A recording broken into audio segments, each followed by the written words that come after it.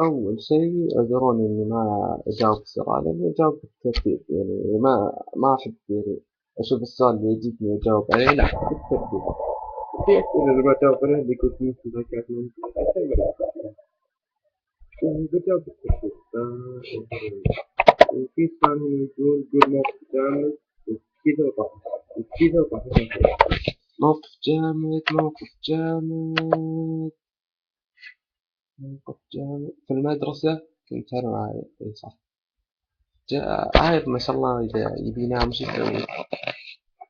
يجيب معه كتب كبيرة، مجلدات المدرسة، ويشيل كل الكتب اللي في شنطته ويحطها عندي، ويدخل كتاب كبير يحطه جوا شنطته، ويدخل راسه جوا الشنطة وينام.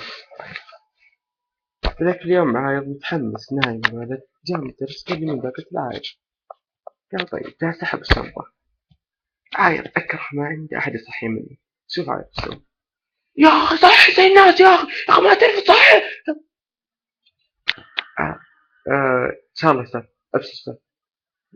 زي كذا، هذا موقف من المواقف اللي تصير، لكن مواقف جامدة مرة مرة ما أتذكر صراحة. وبس.